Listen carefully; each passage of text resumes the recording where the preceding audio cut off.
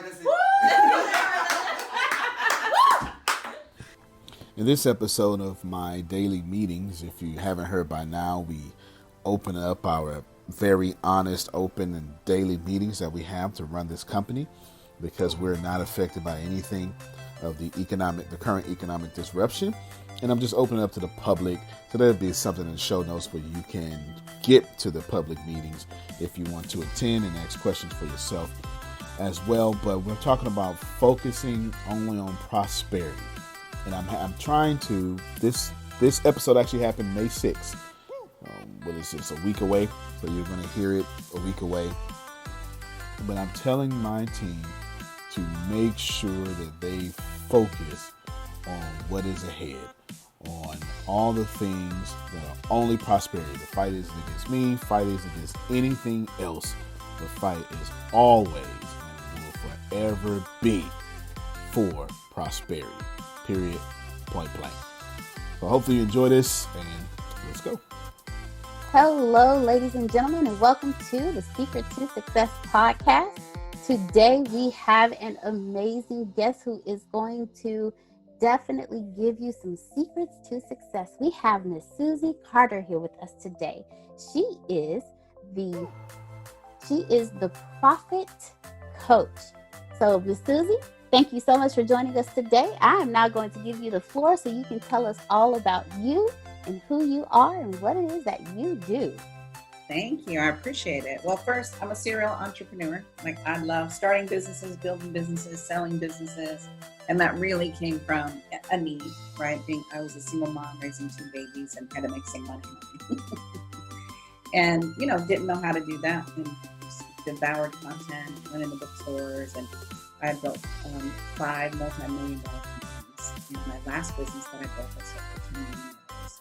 And so I'm not an expert at, don't have a formal education, but I do have my PhD, which is my public high school diploma.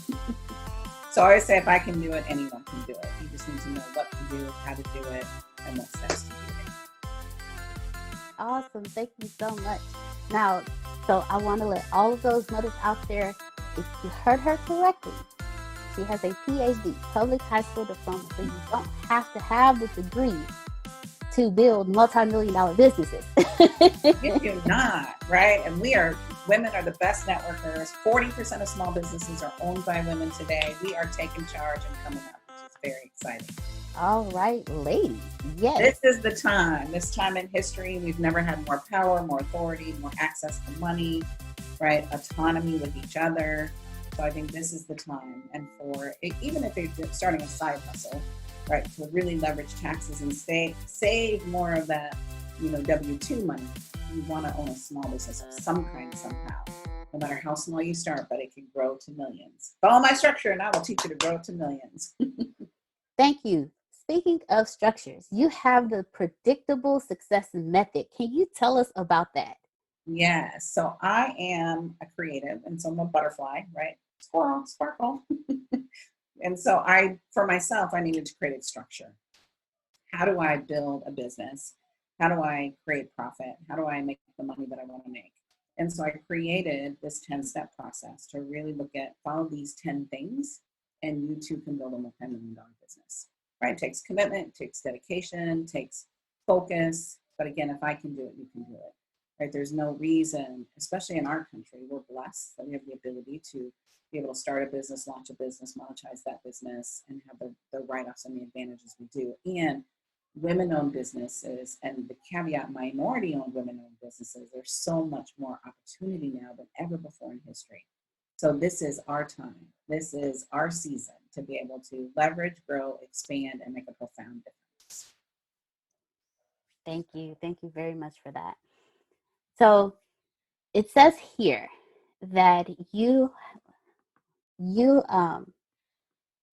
have 20 years experience. Well, a 20-year track record that includes building 2 $10 million companies.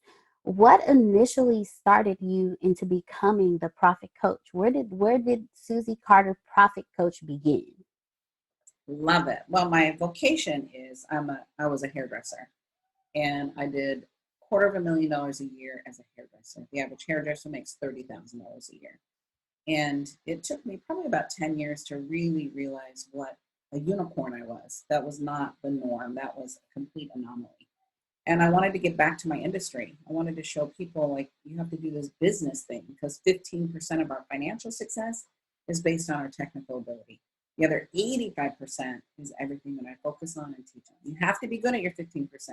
I have to be an amazing speaker. I have to be an amazing coach, right? But the 85%, which is system, structure, laying it out, dedicated sales time, managing your finances, putting together a strong marketing plan, or, or other people doing it. But we have to put those things in place inside your business. So I really learned to systematize what it is I was doing. We have systems for everything. Systems for how we cook, systems for how we clean, systems for how we take care of our children. Men have systems, how we drive a car. There's a system of how we do it. You drive on this side if you live in this country, you drive on this side if you live in that country. Where the steering wheel is, right? We live inside of systems. And people tend to resist systems, but systems give me ease, give me structure, they give me freedom. And so when I work with my clients to have exponential growth, what systems do we need to put in place? What's the highest income producing activity only you can do? And let's learn how to monetize that, right? Quit doing the minutia, quit doing the time waster stuff. Let's focus on the things that are going to make us money now. So I started entrepreneurship just as a need to want to serve my community and build my community. And then I was speaking at this millionaires conference. I got invited to speak. They weren't in the beauty industry. They were outside of the beauty industry. And people would come up to me and say, will you teach me? I'm like, I don't know anything about your business. Like, I'm creating graphic design, right? Doctors, attorneys. I'm like, I know nothing about that. And mind you, that conversation you have in your head that you're not good enough, my PhD, doctors are wanting me to coach them in their business. I'm like, they're going to find out. I don't know. And so I kept saying, no, no, no, no, no. And then finally they quit. They couldn't stop asking. So I'm like, I know what I'm going to do. I'm going to double my fee. I'm going to double my fee. Then they're going to say no. Well, you know what? I doubled my fee. They did not say no. They said yes. So I'm like, oh. So that's where entrepreneurship came in. Always been an entrepreneur, but in the general market. And that's where I focus on now is entrepreneurs, building from my sweet spot is between 10,000 to 10 million. After 10 million, I refer them to somebody else. But I think that's a good payday if we can build your business to 10 million. Yes? I agree. I agree very much. So out of every business that you have helped, within that 85%, how many businesses have either no system in place or the very minimum system in place, but it's just not enough? Well, unfortunately, 80% of small businesses fail in the first 5 years. And it's not because they weren't good at their vocation. It's because they didn't have the systems. So that's saying 20% of the business succeed. Okay, so out of the 20% of the business, here's another scary stat. Out of 20% that are succeeding, 80% of those businesses aren't even paying themselves a paycheck that they would get working for somebody else. So then you look at that percentage, you're like, wow, that is such a small percentage of people who are even paying themselves. So my passion, my goal is let's do a wake-up call. To go, how do we make, there's only 1.7% of entrepreneurs in the country today that are hitting that $1 million status. 1.7%. To me, that's ridiculous, right? It's because we just don't know, right? We don't even know what we don't even know. I just became a student of it because I was a single mom raising children. I had no alimony, no child support. I didn't have a choice. I had to figure this thing out in order to feed my babies, right? In order to pay my mortgage, in order to pay my car payment, in order to buy nice shoes and jewelry. I like those things. So I had to figure it out. And so instead of you trying to figure it out, again, I put systems in place. I just wrote a new book called Power Your Profits. And it's the system of building a multi-million-dollar business. The reality is every day we go to work, we're building a business. And so you're building it to keep or you're building it to sell. I want you to go into this conversation thinking, someday I'm going to sell my business. So if you're going to sell your business, how do you take you out of the business? What do we need to put in place so the business can run without you? If the business can run without you, you truly have a business, right? So it takes time, right? It takes thought process. It takes working on your business versus being the technician in your business. It takes commitment to a bigger game and a bigger vision. So I know that's a long-winded answer, but when you look at the landscape, I want to be in the 1% club. I don't know about you, right? Uh, That's my goal. I agree with you. I agree with you 100%. I want to be in the 1% club too. Yes. So there's a key word that you said in there that I would love for you to break down to our audience so they understand the difference. When you say you don't want to be just a technician in your business, can you break that down to those who may not understand exactly what you mean by that? Yeah, perfect. So whatever your vocation is, if you're a doctor, that's the technician. So again, even a doctor, 15% of their success, because we've all had doctors that have horrible bedside manner. Didn't matter what great doctor they were so rude to you that you're like, I will never go back to them.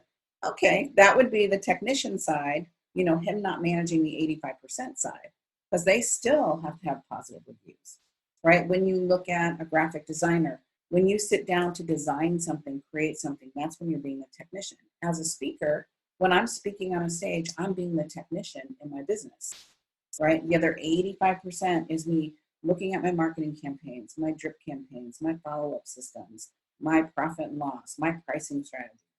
If I spend more time over there, that'll make me more effective while I'm being the technician. So if you own an auto mechanic store and you happen to be one of the providers and one of the service members, you're being the technician the minute you go under a car, look under a hood. If I'm checking out a customer, that might seem like business. No, now you're being the cashier, right? That's a $15 to $17 an hour job. That doesn't make any sense for that person to do that job. So we want to look at what's the highest income producing activity you as the owner can do. I have to speak. Speaking is part of my revenue stream, but that's not the best. That's not everything that I do inside my business. That's a small sliver of my business so that I can leverage everything else in my business. For me, being a speaker is part of my marketing channel, right? I think every entrepreneur that wants to build a business has to be a speaker, because now we're talking to 50 people at once versus one person. Thank you so much for breaking that down to us. So when it comes to the other end, the 85% of your business that you have to do, for those who are entrepreneurs who only go into it thinking about being the technician but not being the business itself, what information or what advice do you have for them when it comes to that 85% until they are able to get the systems in place and to get it rolling? What advice would you give to them about the 85%? Perfect. So I want us to realize that you're already working in a system, even if it's dysfunctional. You avoiding paying your bills is a system. Right? You not answering your emails is a system, right? You not putting a marketing campaign together is a system. It's avoidance. That's your system, right? So I want you to see that we have to start now. It doesn't matter how much money you have or don't have.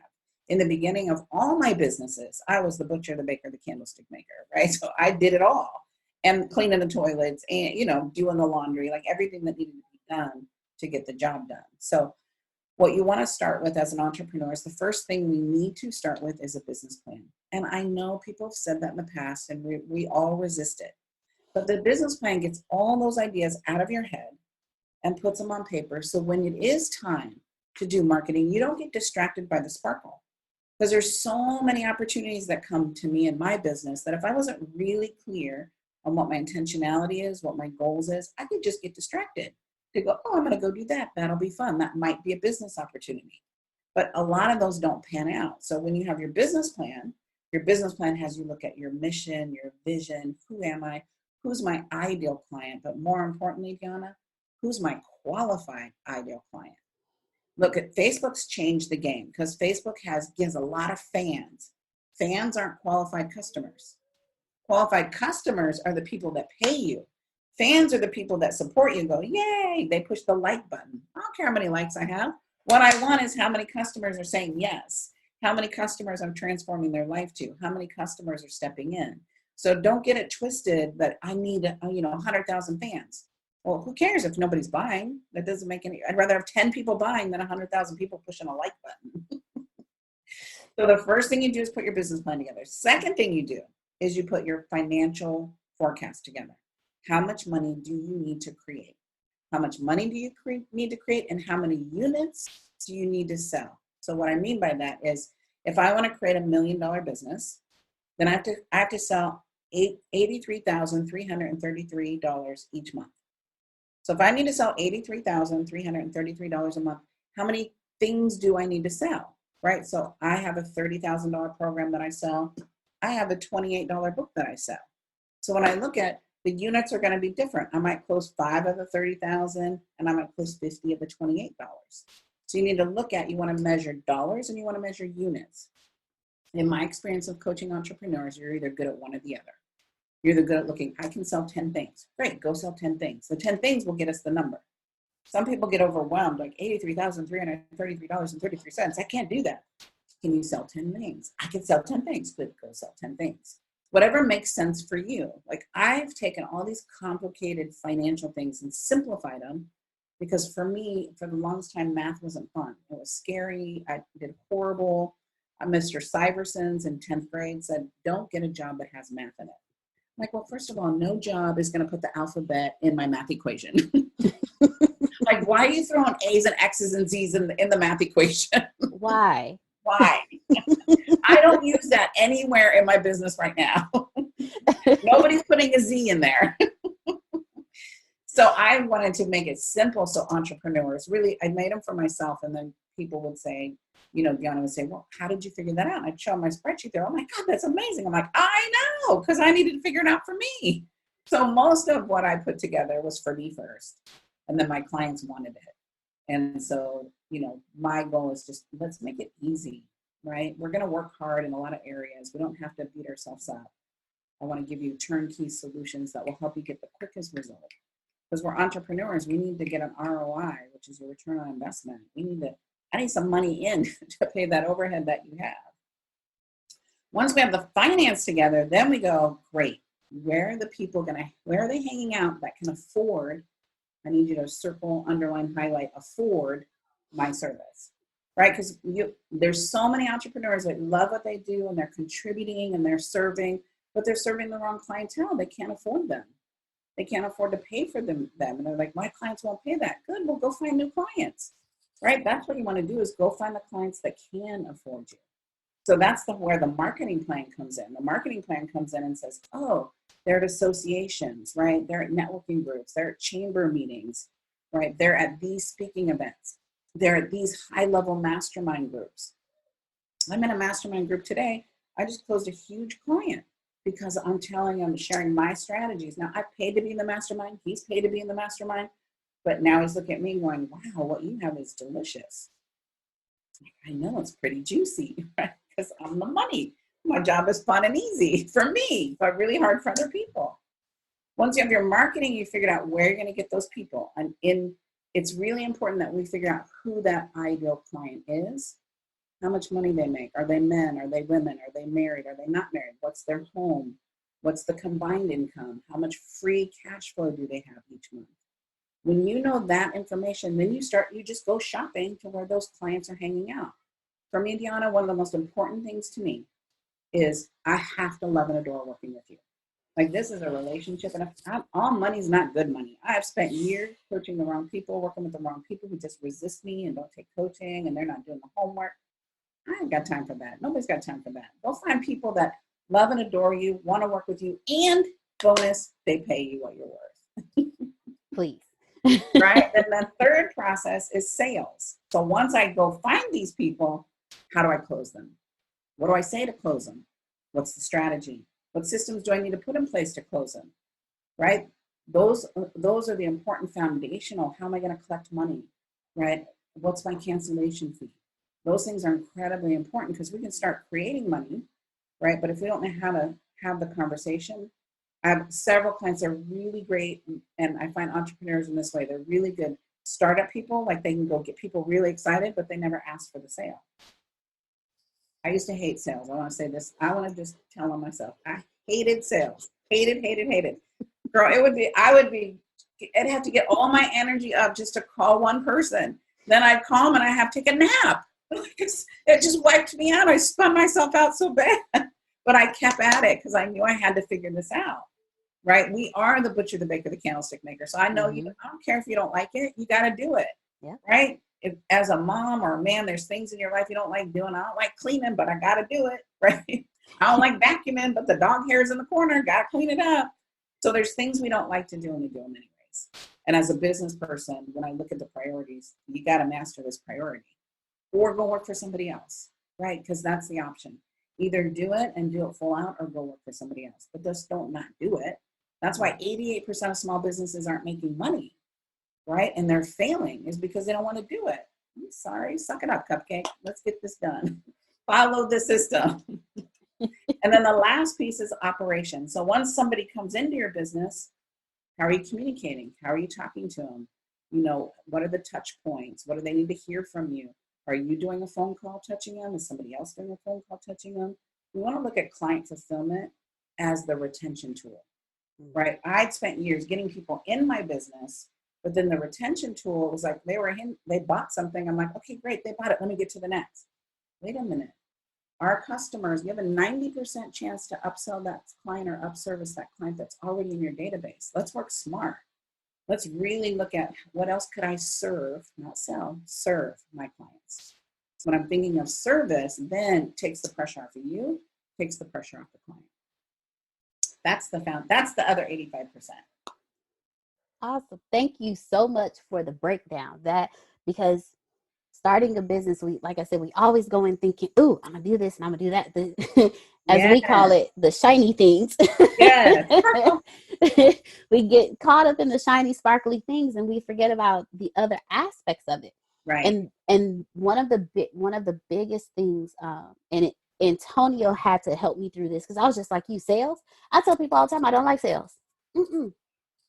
I'm not a salesperson. I don't want to be on the phone. Don't do that. But once Antonio explained to me, you're literally having a conversation with this person. Right. You're finding we do what we call dig deep. You're finding out who is this person? Who are they? They shouldn't be just a dollar sign to you. Find out more about them because what you have, they may not need. But you may have something that can serve them. Yeah. So talk to them. Find out who they are. Find out what their needs are. What are their goals or passions? What are they struggling with? Because if you don't desire to be a public speaker or a professional speaker, and I'm saying here, we have a speaking program, and they're like, yeah, I don't want that. I just want to focus on my business. If you never spoke to them about that to find out what they're passionate about, then you're going to instantly lose the sale. Right. So in my personal journey, I've learned that like you said, we amp them up, we get them excited, but we never ask for the sale is because you never really actually found out who that person was. Right. I had a breakthrough in sales when I really started looking at my job is to educate the client on what it is, why they need it, and how they implement it. That's my job. That's your job, right? If that, whatever our business is, whatever our specialty is. Now, I 150% believe in everything that I do, and I know you do as well, right? So Yes. That's the difference between selling and serving is 100% I'm walking my talk, the tongue in my mouth and my tongue in my shoe are going in the same direction. So our job is to educate. The client's job is to choose. So it's, putting this buffet up and going, great, would you like to get started? Would you like to take advantage of it? Are you ready to get started? So when you have those questions, it allows the person to go, well, I am ready to get started, right? And then if they're not ready to get started, great, what do you need to do to get started?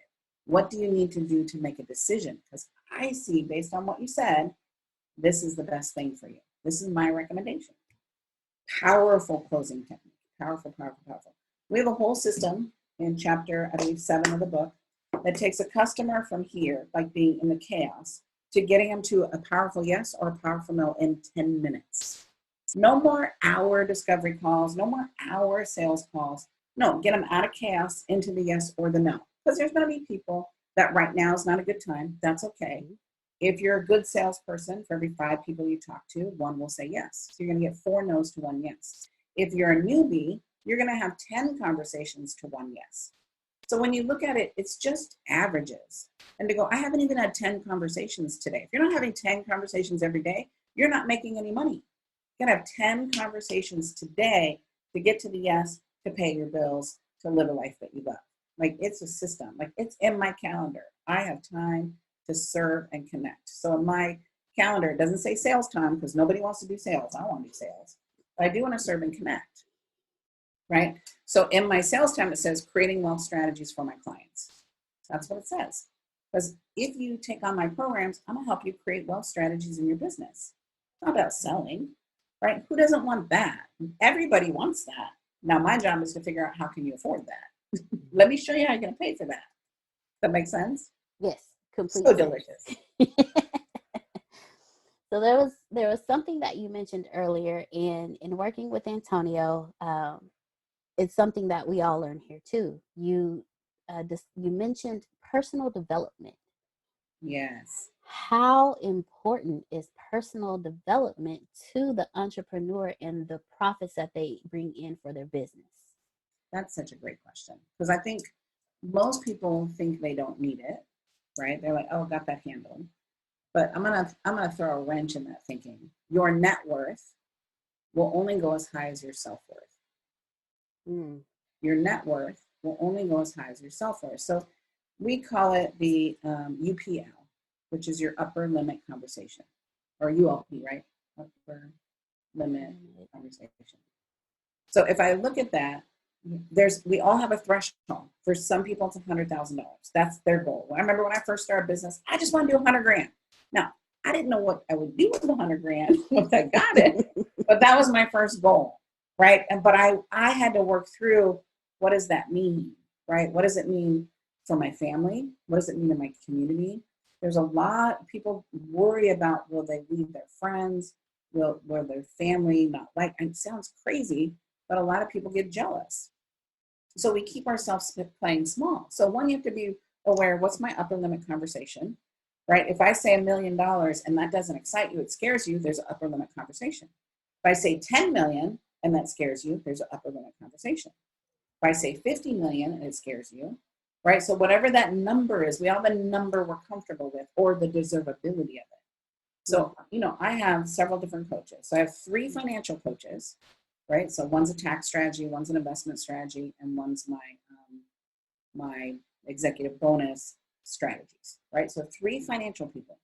I have 1 business coach, I have a PR coach, a marketing coach, and I have a personal development coach, AKA therapist. Right? So I know that I have to work on my mindset, because as I start entering a level, working with a higher level of client, I have to make sure that I can go toe to toe, nose to nose, right? I have to make sure that I'm comfortable in those conversations. And the only way you're going to do that is, 1, you've got to get coaching around that, support around that. 2 is you got to keep putting yourself in that situation. I'm in this group, Yana, that you have to qualify to be in this group. So you have to turn in your P&Ls, turn in certified accounting, and it's 7, 8, 9-figure women, right? And the first time I went, I sent in my number, sent in everything. They approved me to come. I came. I was a little nervous, right? These are the big girls in the industry, right? They're the movers and shakers. They're playing. I'm the little fish. I'm the minnow in this group, right? These women are playing huge and ginormous, and I'm playing huge and ginormous. But I noticed myself getting intimidated. And I'm not a quiet person. I've learned to just speak up and say my mind. I found myself kind of shrinking. And I had to check myself. Because if you're in business meetings and you're shrinking, you're not going to get to sell. If you're in business meetings and you don't say what you need to say, or ask, this is the big one, ask for what you need. We as women don't know how to ask for what we need. We have a tendency to play smaller. We have a tendency to shut down. We have a tendency to give somebody else the floor. And the reality is, that's all personal development. That's all self-esteem, right? That's all, am I worthy? Right? We don't charge what we're worth, men and women, because we have that not good enough conversation. I'm not good enough. I'm not smart enough. I'm not pretty enough. I'm not thin enough. I'm not, light enough. I'm not dark enough. Whatever the enough is, we all have the enough, right? So you have to understand, what's my enough that's running me in my business. So I'm not good enough. That one runs me. But I flip the switch. It also works for me, because I'm going to work harder than anybody else. Right? I'm going to do better than the best. And if I did not work on my personal development, I would work myself. I would beat myself up, because it's never enough. Right? So you want to understand, what's my enough? What's the thing that runs me? Identify it, get coaching around it. Right? A really good coach will tell you what you don't want to hear. Mm-hmm. An exceptional coach will show you what you don't want to see, so that you could be the person you knew that you could be. A good coach, it's not about ego. A good coach, it's not about putting you down. A good coach is about raising you up, holding you accountable, and making sure you're getting stuff done. Wow. You definitely touched on a lot of things that I know a lot of entrepreneurs deal with. When I first started my business, it was you're not good enough, you don't know enough. Yes. And when people started asking questions, it was like, oh, wait, they're going to, like you said, They're they're gonna going to find find out. It's like, they're going to find out I don't know. And but it's also, like you said, it's also equal to your net worth is equal to your self-worth. Yes. And so, and before any of us are actually able to even work on a certain level with Antonio, we have to go through personal development. We have to go Yeah. through leadership coaching because he understands there's a certain mindset that we have to fight through before you can even get to this level because of the I don't know or anything like that. Like I just recently started telling people, he not only am I Antonio's executive assistant, but he also made me COO of the company. And I tell people all the time, you say you have a PhD. I tell people all the time, yeah, I have a GED, but I'm the Right. COO, I'm the CEO of the company now, and I put in the work. I did the personal development, but it took a lot to get there. And it's a consistency. You have to consistently work on it. Like you said, when you get into a room with the big players, like you said, and you consider yourself the minnow, and it's like, oh, you get to that point, So thank you so much for sharing with us, for, being transparent and sharing with us, because I believe a lot of entrepreneurs, when we get to a certain level, we literally pause our companies because of how we think about ourselves, how we feel about ourselves, I don't know enough, I'm not worthy, I don't have what I need. And we miss out on a lot of huge opportunities because we put that energy out there, and people catch that energy, and you miss your biggest opportunity because of how you feel about yourself. Yes. So thank you so very much for putting that out there for us.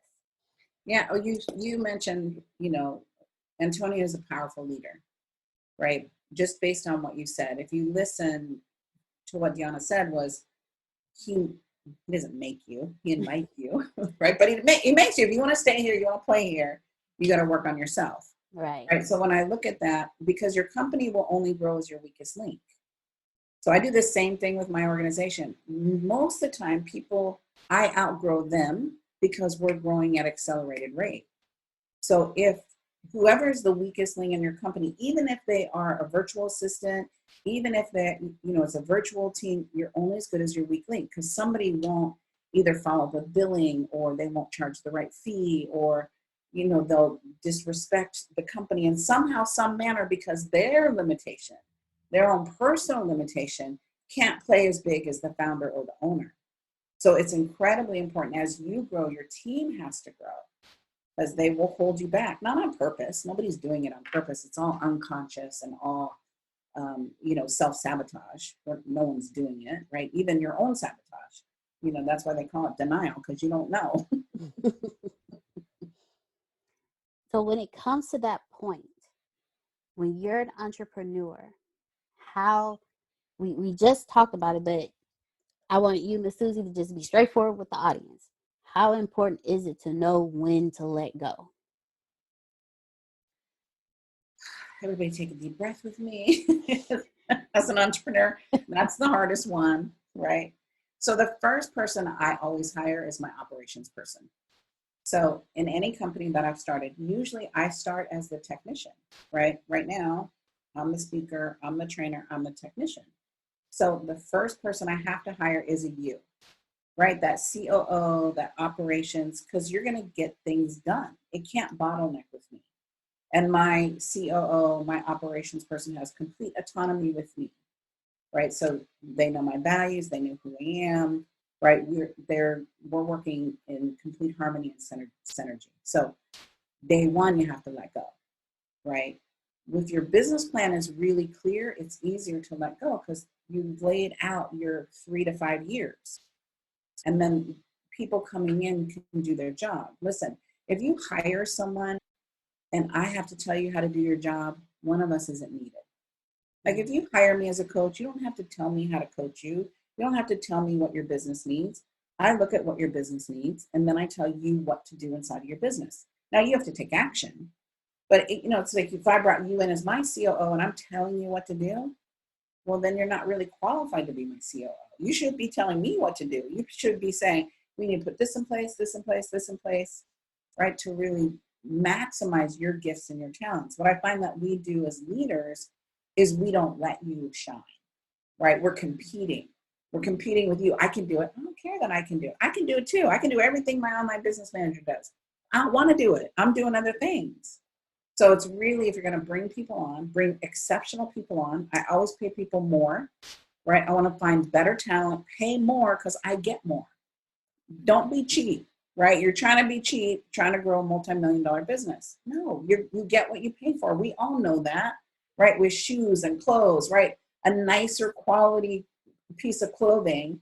Here's a great example. I'm on the West Coast. It's raining right now. It's cold right now.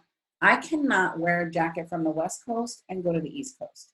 That jacket will not keep me warm on the East Coast. That is a pretend jacket.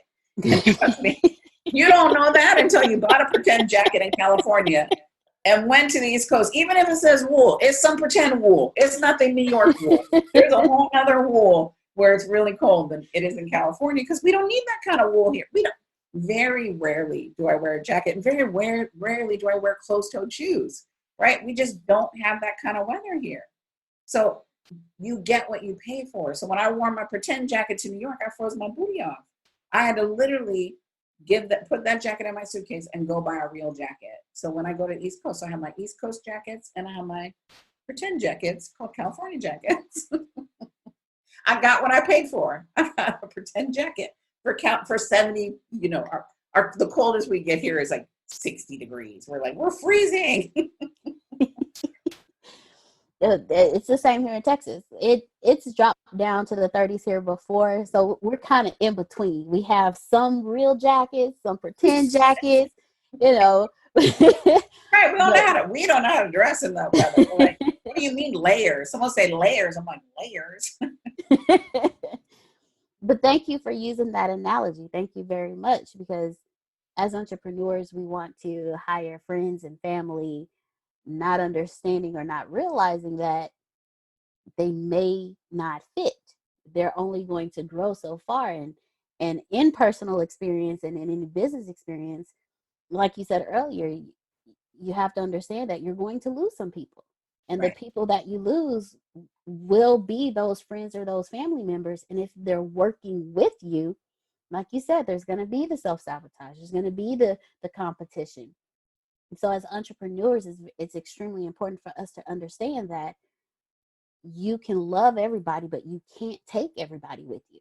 Right. Not if their personal development isn't where it needs to be. Antonio tells us all the time, we have to grow. You can't stay stagnant where you are. Your growth has to be consistent. And as much as the business grows, like you said, you have to grow with your leader, because if you don't, it becomes an issue of the self-sabotage, your level of thinking has reached its roof, and now it's time to go to the next level, but you're still stuck here, and it's like, okay, Right. So thank you so much for sharing that with us, because that's very important for any business. As a CEO, as a CEO, and you were saying earlier how your mother, you had to figure something out, because you had to take care of the kids. How have you, in that growth, how have you balanced the entrepreneur and being the parent? So I learned early on that it was quality, not quantity, of time with my children. So I went to this parenting class. My kids were in this seminar, personal development. I started them young. Like, you were not going to have my childhood. And so while the kids were learning, they were learning integrity-based conversations. They were learning how to be responsible. They were learning how to, speak their voice. It was a very powerful seminar. And then they took all the parents in another room. And they said, okay, so we want the working parents on this side of the room. We want the stay-at-home parents on this side of the room. So they divided us in half. They said, okay, working parents, what are the conversations your children have? I'm like, they want me to be like Mrs. Key's mom and stay home and make cookies all the time. And then the parents that stayed home said they want to be like Susie's mom and be pretty and have a job and show up in high heels, and they don't know what I do, right? But they want her to be her. And we both sat there and realized, like, they both want the other side of the fence. So it didn't matter if Mrs. Keys stayed home, Johnny wanted me. It didn't matter that my kids wanted me to be Mrs. Keys, right? Or yeah, you know what I mean? So it's hilarious. It was the biggest epiphany for me. I'm like, it's about quality of time with your family. Like my values are my faith first, my family second, my career third. And so I know that if I'm not right in those three areas, if I'm not praying, if I'm not humble, you can go out meditating, whatever you want. I call God, right, to guide me to have that strong belief.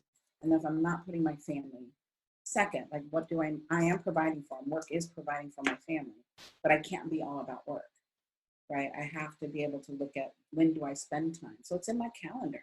That sounds really silly, but I have time with my children, time with my grandchildren, right? Sundays are our family day, right? At least 1 or 2 days a week, I'm spending time with my daughters, right? And being, now we're in a different relationship. They're grown. So how do you be a mom to a grown daughter, right? To be able to influence her, but stay out of her business, right? Where's the line? We do family vacation. Now, I'm happy to pay for the family vacation because they're young and fabulous and broke. So let me put that into our family structure so that we can have that time together and create those memories for my family. So that's incredibly important to me, and everything I do is for my family and who my children are. I didn't leave my children with babysitters. I took them with me. Like if I was speaking and they could be at that event, they would be in the back of the room coloring or doing homework, right? They early on, we used to have these binders that we would sell, and they would pack the binders, and so they earned money, right? They earned money inside of my business. So I always took them along, and they learned how to negotiate with me, right? They learned the value of a dollar.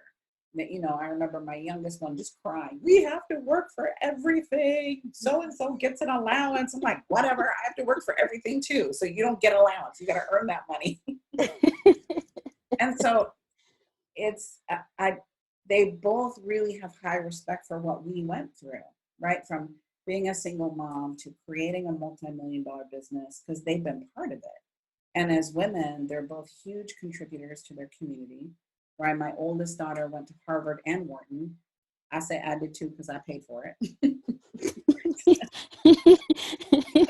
She has the real degrees. I just have that PhD, right? And so she's making a difference with women in finance and, really proving herself in that market. And then my youngest one is a medical esthetician. She's got 2 babies at home and going to school to be a nurse. So that entrepreneur spirit of it's not enough, and I want to make it better for my family, right? So it's amazing to see who they are as women now based on, I felt guilty when I was on an airplane. I felt guilty that I didn't spend enough time with them. I felt guilty I wasn't at every game.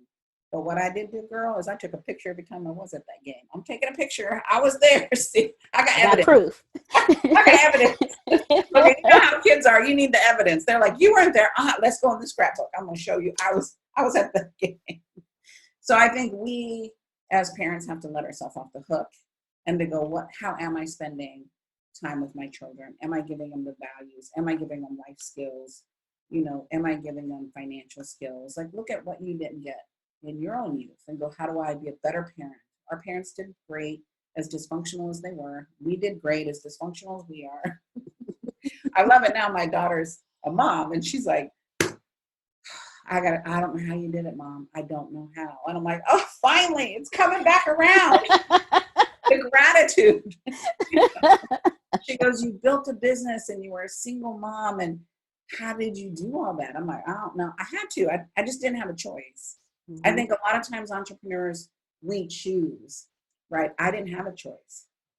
I didn't have someone to back me up. I didn't have someone go, oh, I'll pay the rent.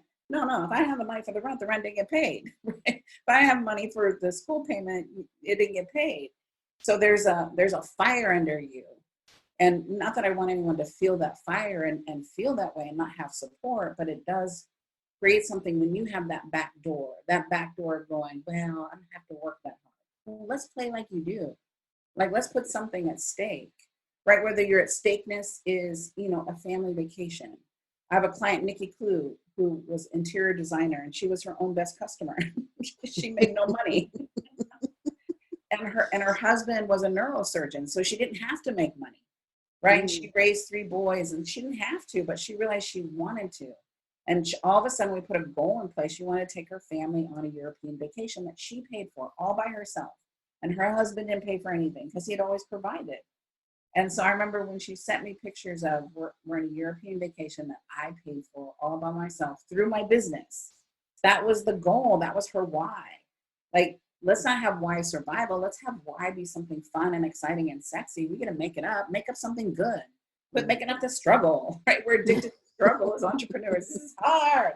Well, let's make it fun. What can you do to make your business fun and make an impact for your children in the world? Thank you. Thank you for that so much. I have had the pleasure of interviewing mothers who were single, who had to, you know, figure it out. and I always ask that question because I always want to know, like, how did you do it? How did you do it? And I always get that same answer. You involve them, but make time. And like you said, quality over quantity is not how much time you spend with them, but the quality of the time that you spend with them. So for my mothers out there who are entrepreneurs, please understand that it's the quality that you spend with them, not the quantity. Yeah. And like you said, give yourself a break. Right. you know. So my next your new book, can you let us know when your new book is coming out? You told us about a chapter in your book. So can you let us know when your new book, Power Your Profits, releases? Where can we go to find it? And give us a little information about it. I would love to. Thanks for asking. Because I'm so excited about this. This is my 10th book, which I'm very excited about. And Yay! it's the first time with a major publisher, so we're with Simon and Schuster, which is very exciting. And so you can find the book on poweryourprofitsbooks.com, poweryourprofitsbook.com, and you can pre-order now. Comes out May 5th, but if you buy it now, you get about $5,000 worth of bonuses. So we're doing a 5-day challenge. You get access to my cash calculator and 6 of the tools that are in the book. Right, so 6 tools that are money-making tools. So that one's a base price worksheet, one's an assessment on your whole business, and they have little videos that go with it. So you're not just looking at a sheet like, what do I do with this? I don't have the book, but I have this full sheet. What do I do with it? So I made a little video that goes with each one to explain what it is. So it's about $5,000 worth of bonuses, just for supporting me. I want to give back to you, right? I believe that if the law of reciprocity, right? I come bearing gifts. And part of my gift is when you invest in me, I invest in you tenfold. Yay! So everyone, Power Your Profits Books, plural.com. And we'll also put it in the show notes so you can just click the link and easily get easy access to pre-order your book. Now, Miss Susie, this is a question that I asked everyone before we end the interview. And I always say you've already been discussing it throughout the interview, but my question is to you, what do you believe has been your true secret to success? That's juicy. I would say for me, the hunger to make a difference. I started this journey in each business that I had because when I started as a hairdresser, I wanted to make people beautiful and feel good, right? And then once I figured out how to run, do $250,000 in that industry, I wanted to teach my community to do that. And then once I did that, went into the entrepreneurial space, I'm like, let me show you how to do this, right? So it's been the lessons that have been the hardest for me to learn are the things that I love to teach because I learned so much from it, and I never want anyone to have that experience. You might have another lesson, but you won't have that, right? Or if you do fall, somebody's there to pick you up. So I think our gift from God is our life. Our gift back to God is what we make of our life. And so this is my gift back to God, is being able to serve my community, help other men and women grow their businesses and their financial success. That is amazing. Thank you so much. Ladies and gentlemen, thank you so much for joining us today with Miss Susie Carder, the Profit Coach. It has been a true pleasure speaking with you today, Miss Susie.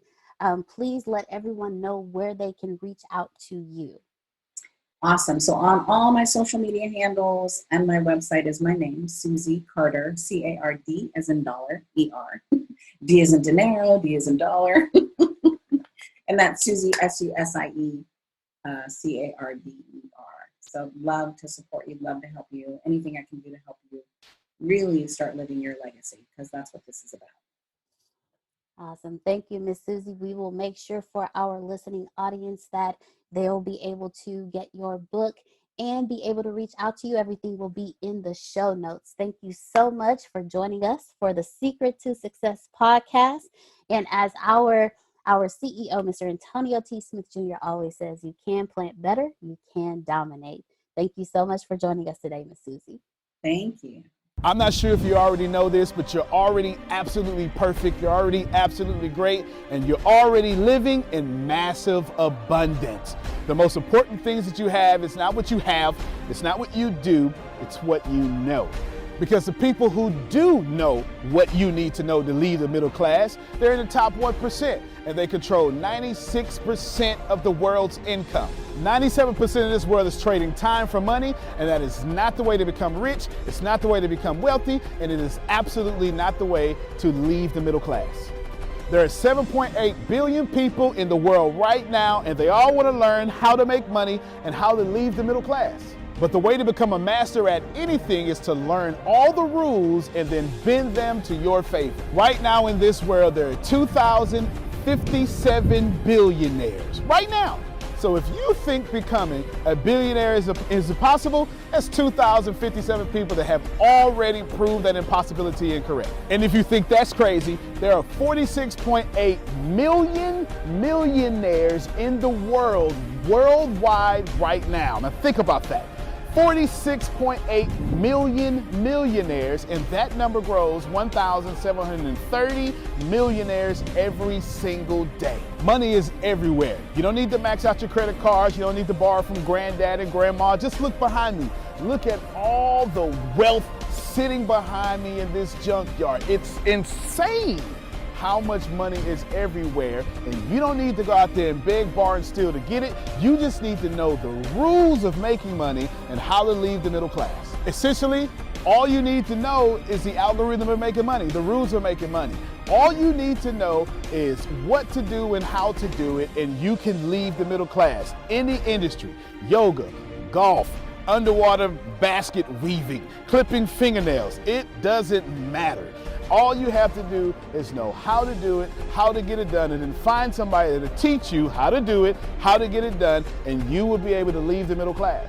If you're not getting my point, it's real simple. Whatever you have up here, as long as you understand the rules of leaving the middle class, as long as you understand how to get money, you can take what's up here and get wealthy from what you already have. Right now, the very thing you know up here is already being searched 1,000 times a second on Google. Someone right now, actually 1,730 people right now are going to become a millionaire from the stuff that you have in your head. Why can't this be you? I mean, it's 1,730 people with your ideas that are no better than you, that are going to leave the middle class, become a millionaire. Why are you not next? So how do we do this? How do we take what you know and apply it to objective money-making secrets and then allow you to leave the middle class? How do we take you from where you are and let you escape to where you want to go? So how do we make all this money, or take all this knowledge from the Warren Buffetts, from the Elon Musk? How do we take everything that everyone before you has done, and how do we take all of that and then put it in your head so you can leave a legacy for your family? My name is Antonio T. Smith Jr. 32 years ago, I lived in a trash can. That's right, from 6 to 14, I had no running water, no electricity, no anything, and somehow I'm in the top 1% today. Not because I had the right background, not because I had a silver spoon in my mouth, simply because being homeless made me learn how to make money. I retired when I was 29 years old. I'm more than likely younger than you. I'm one of the top 1% income earners in one of the richest countries in the world. What I learned how to do when I was 6 years old was learn how to generate enough money to eat some cookies so I wouldn't die to death from starvation. From there, I learned how to go from cookies to a meal, from a meal to clothes to shelter to everything else that supplied my necessary needs. When I was 6, I was forced to learn how to make money, and now that's what I'm going to do and help you do. I've seen amazing results. I have my own economy, I've homeschooled my own children, and I wrote a book that teaches you every single thing that I know about making money, every single thing that other people know about making money, and most importantly, all the stuff that we don't tell you. Because the truth is, and you know it like I know it, the most honest, the most hardworking, unselfish people on planet Earth live in the middle class. Yet, your honesty, your unselfishness, your devout religion-going self is not enough to get to the top 1%, and that's not fair. The second half of my life has been not about how much money I make, but how I will be remembered from all the money that I have made. And I've been trying to teach everybody how to get out the middle class. I'm the crazy guy famous on the internet for trying to create 100,000 millionaires. I've created 8 so far. I got a 9th one on the way, all the way from India. That's pretty cool. And what I want to tell you is something very simple. It's been hard. It's been absolutely hard to help people leave the middle class, not because of the people, because the system would rather keep you being someone else's money instead of you having your own economy and having the money come find and flow to you. It was frustrating because I knew that anybody can make money. And if you knew what I knew, you would change your life. Over the last few years, I've built a large following of over 500,000 people every month that pay me for me to give them advice. Well, that's been exciting for me. And the cool thing is I've created thousands of six-figure earners. I've created millionaires. I've created people who can live their dreams and hold on to their legacies. And now my eyes are on you to create you to what you need to be great. I have been teaching my principles and these principles to hundreds of thousands of people around the world, every country, all continents, and anyone who has taken them seriously, written them down, and applied them have a 100% success rate of leaving the middle class. I've taught these secrets to my following and my inner network, and I've watched them go from 4 figures to 5 figures, 5 figures to 6 figures, 7 figures, all the way to 8. Everything that I've ever learned from millionaire mentors, billionaire mentors, and everything I learned from being homeless, and everything that got me into the top 1%, I have placed inside of a book. To date, it is the longest book that I've ever written, the most best book that I've ever written, and that book is called The Richest Man in the Trash Can, and I'm offering it to you today for free. This book is going to show you how to become wealthy into the top 1% and leave the middle class. This book is going to give you a step-by-step plan if you're 30 years old, all the way to 70 years old, how to get into the top 1%. If you're a teenager, how to get to the top 1%. If you're a millennial, how to get to the top 1%. It's going to teach you how to make 6 figures immediately, teach you how to get to $1 million immediately, and all that good stuff. Plus, I'm going to give you the 36 objective laws of leaving the middle class. Plus, I'm going to give you every last one of my secrets that have made me rich. You have to understand that leaving the middle class is the most important fight that you're going to have in your life. And to be honest with you, and you can kind of relate to this, it almost takes $450,000 a year just to be broke in America. And that's just in America. If you don't leave the middle class, which is actually an illusion, then you are going to have a really hard time. Think about it for a second. Most of you going to be watching this are going to be baby boomers, and you've been sold a bad check. They lied to you. Your retirement was not enough for you to live comfortable, and I'm going to give you this book for free so you can figure out how to triple your retirement and then quadruple your retirement, and then as Grant Cardone would say, 10x your retirement so you can live the life that's worthy of you. I want you to remember that leaving the middle class is the most important battle that you could ever face in your entire life, especially for your family. So consider this video, this book, your friendly tap on the shoulder. I want to send you a free copy of this book because I believe that abundance is your birthright. I believe that abundance is freedom. And I believe that this book is right for you. In fact, I believe in that so much that I will send you the book for free. All you have to do is cover the cost of shipping. I'll eat the cost. I'll take the loss. And all you have to do is get the book and dominate your reality right now and apply the principles so you can be the best person for your life that is yours. Fill out the form sitting right there to the right. Go ahead, dominate your reality. I can't wait to send you my book. I can't wait to meet you. I can't wait to have you as someone that's been on the journey with me. Antonio T. Smith Jr., you can plan better. You can dominate.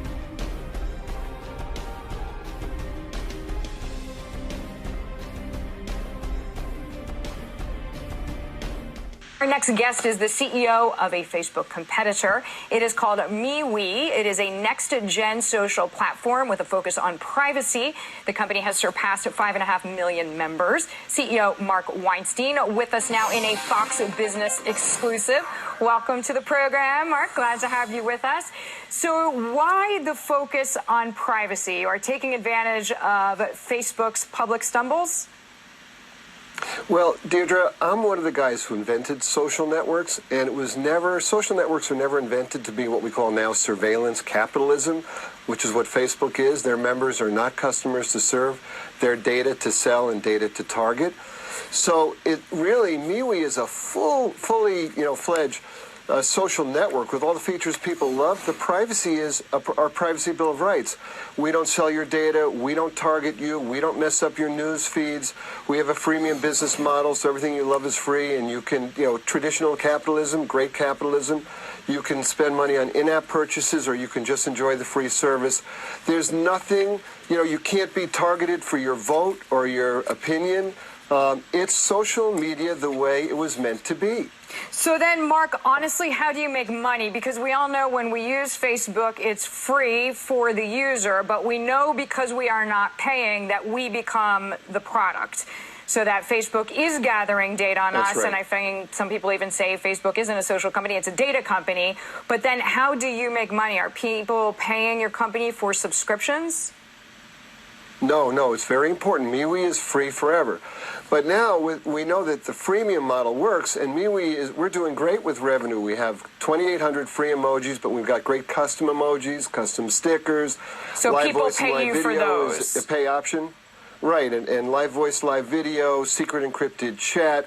MeWe pages are $1.99 a month, but you reach 100% of your followers all the time. So for $24 a month, you don't have to boost anything. So if you have 500,000 followers or 5,000 followers or 10 million followers, you reach everybody. At Facebook, you reach 5%. Then you got to pay to boost, and then their algorithm messes the whole thing up anyhow. So MeWe is really true, pure social media. It's social networking done right, and people love it. We're growing organically with no ads, and we're not even marketing MeWe, and we're growing by tens of thousands of people every day. So, Mark, we have some stats about your company. As you're speaking, 5.5 million users right now, which is impressive.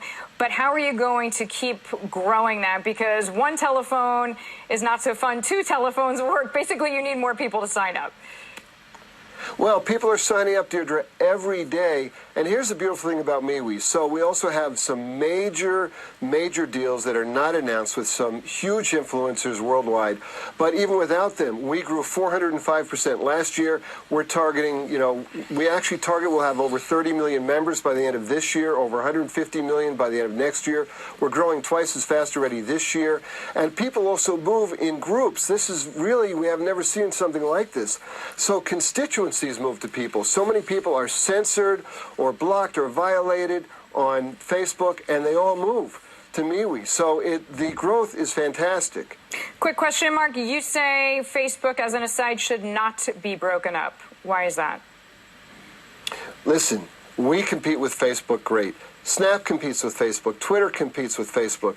Breaking up Facebook doesn't solve the problem that they are a surveillance company transacting data. By the way, also transacting data from non-members. They track all of us. Remember, the Cambridge Analytica CEO said they had data on 230 million every adult in America.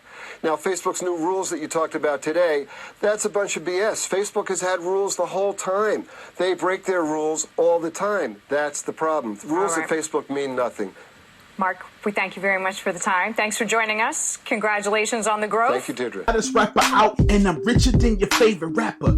And I'm booked in an MF like I'm David Banner. I'm a pit bull with no leash. Listen to me growl. The game is full of Gilligan, so I became thirsty pile. I kill rap for Beyonce with the swag of her husband. And I'm stronger than 10 girls that's dragging your cousin. I'm bugging. Like that murderous hornet I hear about. Rappers cluttered, OCD, I had to clear it out. I dare they keep up, I'm on some Usain Bolt vibe. But they jumping out their skin like they Sam meat so sigh. I'm a nice guy, but I'm extremely obsessive. Somebody holding my Grammy, I'm extremely possessive. The greatest rapper alive ain't me by a long shot. But I just pulled up to the street and it's a long block. And I'm waking you boys up like alarm clocks while blowing the game up like a bomb clock.